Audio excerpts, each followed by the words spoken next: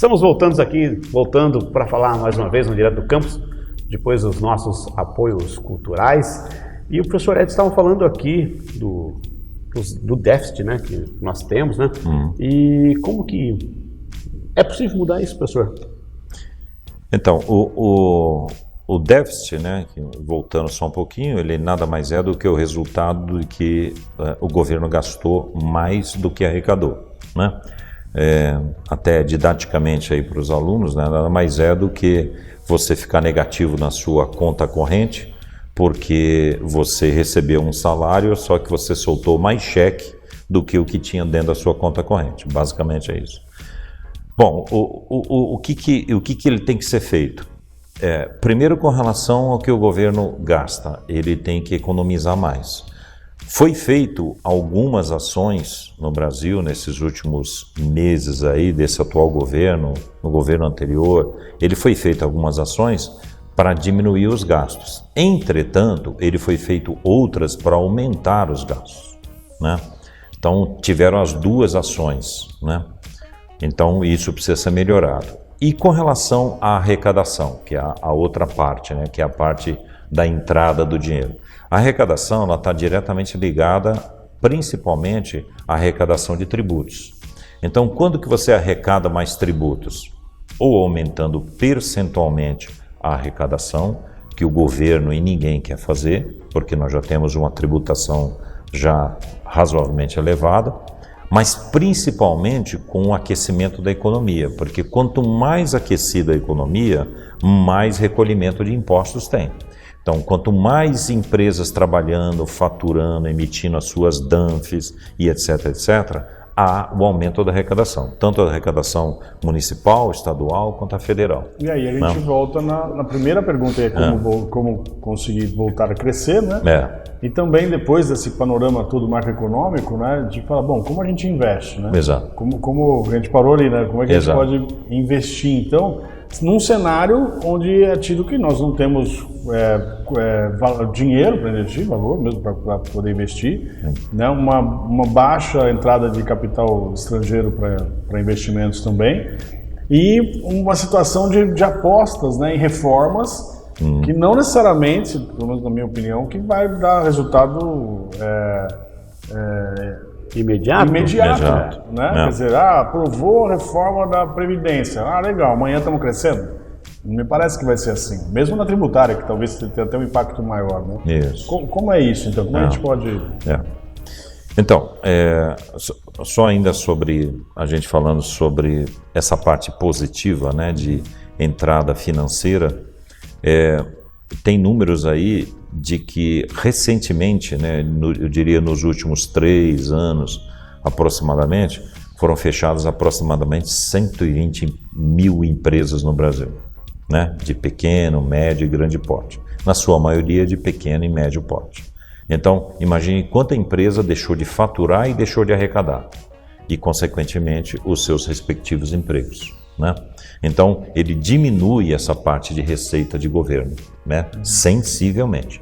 Então, se você vê o quanto que arrecada hoje de impostos, comparado com os anos anteriores, se você fizer uma projeção lá de 10, 15 anos atrás, a diferença é bastante grande, né? Então, esse é um dos motivos porque tem o déficit, né, chamado déficit primário.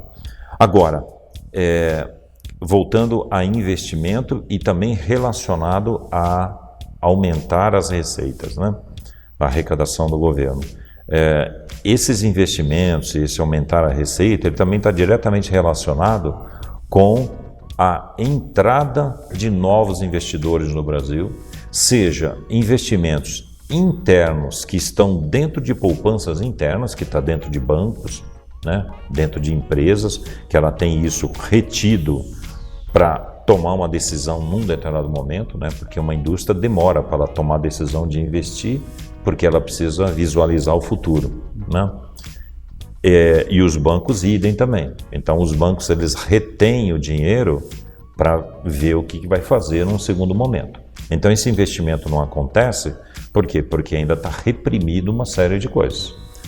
Exemplo, foi divulgado essa semana, mostrando que no mês de maio, mês passado, Os cartões de crédito trabalharam com juros na ordem de 300%.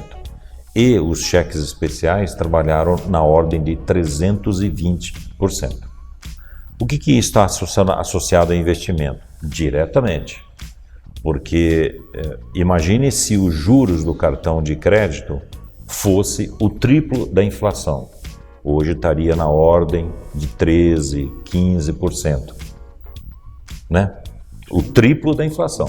Isso. E muita gente, provavelmente, com um cartão de crédito, poderia fazer um investimento tomando a decisão de pagar 15%, porque ele teria um dinheiro vindo e o mercado financeiro teria lucro com isso também. Spread de 300%, aí exatamente. Então, só pegando um exemplo que as coisas estão paradas em termos de investimento, né? O BNDES também reduziu sensivelmente, que é um banco de fomento, né, o maior banco de fomento no Brasil, ele reduziu sensivelmente também os investimentos. Agora, os investimentos externos. Os investimentos externos, onde os países fazem o seu investimento em países, principalmente que estão em desenvolvimento, mas ele precisa ter credibilidade no país. É uma credibilidade não somente financeira, que significa ele vai crescer a economia do país, mas ele tem também a credibilidade também jurídica, tem uma série de outras credibilidades. Então, um país, ele traz a sua indústria, traz a sua tecnologia para ser implementada dentro do país, desde que ele tenha essa credibilidade, que ela é obtida como? Ela é obtida mediante justamente as reuniões que eles fazem, os fóruns que eles fazem, que nem está tendo o G20 agora no Japão. Então, ali é gerado a credibilidade e em função também de tudo aquilo que o país ele transfere de informações. O que ele está fazendo com relação ao lado social, educação, meio ambiente. Meio ambiente hoje interfere muito nas tomadas de decisões dos países, né? Então, esse dinheiro ele entra no país mediante aparecer para todos esses países esta confiança. Então, a confiança que traz esse dinheiro para dentro do país que tanto a gente precisa, né? Então, tem o dinheiro interno e tem o dinheiro externo, né? Eu acho que uma outra coisa, né, que a gente havia conversado, assim, que eu acho ainda dentro desse tema, que eu entendo assim,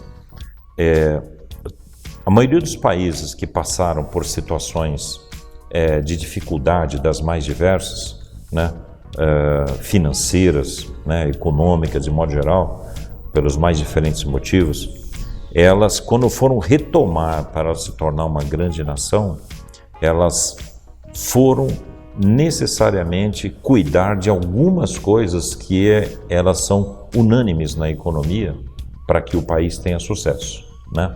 Então você tem que trabalhar principalmente com a chamada universalização da saúde. Você tem que trabalhar com a universalização do ensino, né? Ele é muito importante. O que significa a universalização do ensino? Significa todos poderem estudar. Acesso, né? Todos poderem estudar. A forma está aberta para discussão, mas tem que ser aberto a todos. Sem ter uma educação. Perfeitamente. Porque é muito fácil eu sair ali fora na universidade e encontrar uma moça, um rapaz passando na rua e eu perguntar para ele: você já tem idade para estar na universidade? Você está estudando? Ele vai dizer: não estou. Mas por que você não veio estudar aqui conosco? Porque eu não tenho condições de pagar. Eu falei, mas mesmo tendo um valor bastante convidativo, que nem o da universidade, não, ele vai dizer, mas porque eu não tenho um emprego. Aí você vai pensar, por que ele não tem um emprego? Porque ele não tem especialização, ele não teve... E aí começa você Exatamente. Tem que acreditar. Exatamente. Aí ele não teve educação, porque o pai dele também não teve, o pai dele também não ajudou ele a mostrar que ele também precisava estudar mais, para ele poder ter um bom emprego, para automaticamente ele poder adquirir seu dinheiro. Por volta de 50% dos estudantes são os primeiros na sua família a fazer uma graduação. Exato. Do ensino universitário, é praticamente 56% dos alunos que estão fazendo a graduação hoje, né, de maneira geral, são o primeiro da família a estar tendo acesso ao ensino. Então, assim, ele tem que ter muita autodeterminação, capacidade, criatividade, para entender também, porque a gente está dentro de uma universidade, a gente facilita para que o aluno entre, tem meios de fazer, é possível fazer. A gente briga muito por isso, né? De falar, se você não fizer, você vai ser mais difícil de se encaixar no mercado de trabalho, né? Mas o medo acaba gerando esse impacto social e econômico, né? Perfeito. Da pessoa não se sentir até capaz ou aquilo não é para ela, de repente. Exatamente. E você vê, e o governo estando bem financeiramente, ele volta a investir também no estudante. Então, aquele que tem baixas condições, porque na sua maioria eles são, por exemplo, arrimo de família. Então ele tem que sustentar a família e ele não vai priorizar fazer um curso superior, né? Então, uma coisa leva a outra, né? Bom, outras coisas que esses países... Então, volta de credibilidade é muito importante, porque eu estou entendendo aqui, né? A gente cumprir as metas macroeconômicas, né? Passa pela credibilidade, mas as metas macroeconômicas também, fazer a lição de casa, né? Isso. E é possível crescer independente do regime do regime escolhido pelos governantes. Lutar pelo chamado pleno emprego, a redistribuição, principalmente do acesso ao capital. O que é a redistribuição do acesso ao capital? É você dar oportunidade a todos os segmentos da economia ao acesso ao dinheiro para ele aplicar na sua produção. Então, ele ter dinheiro para ele jogar na terra, no plantio, ele ter dinheiro para comprar uma máquina nova para a sua indústria, ele ter dinheiro para comprar infraestrutura, tecnologia, desenvolver tecnologia.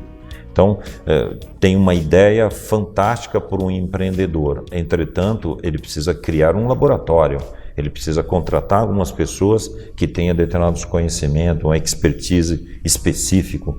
Como é que se faz isso? Você faz isso com investimento. Você precisa dar investimento, a oportunidade de investir durante um período para obter um resultado tecnológico lá na frente. Não é fácil voltar a crescer. Não é fácil voltar a crescer. Você viu, mas é você possível, que... né? É possível. Não tenha dúvida, é possível. O assunto é muito bom, mas infelizmente nós estamos chegando ao final de mais um Direto do Campus. Quero agradecer muito ao professor Edson, que trouxe aqui essas informações de aspecto econômico que mexem com a gente, com a vida de todo mundo, né, professor? O professor comentou aí que são coisas que a gente não pode descuidar, né? Não pode. Fala as duas coisas, professor, para encerrar. Eu estava comentando que eu entendo que tem duas coisas que você não pode refutar, abandonar, desprezar, né, ou sublimar, que é sobre economia. Por quê?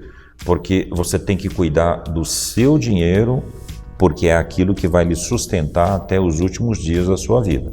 Então, independente de posições políticas, de qualquer outro regime, você tem que estar atento com relação a isso, porque está ligado ao seu futuro. E o outro é a saúde, né? Então, se você também abandonar, né, a saúde sua com relação à alimentação, qualidade de vida, né, exercícios físicos, você fugir disso, significa você está se prejudicando.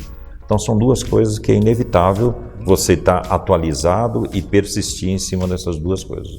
Não tem como fugir. Tá, Joia, professor, mais uma vez, muito obrigado pela sua presença aqui no Direto do Campus. Okay. Assunto importante, interessante, né, Rogério? Muito. E a gente, infelizmente, vai ficando por aqui, mas você pode acompanhar também lá no YouTube, no nosso canal, Direto do Campus Unifage, rever esse vídeo, repassar, né? Inscreva-se no canal, toque a campainha, né? Exatamente. Toque a campainha, né? E acompanhando aqui sempre pela TV Artes, canal 19.1, esse programa Direto do Campus. Até a próxima!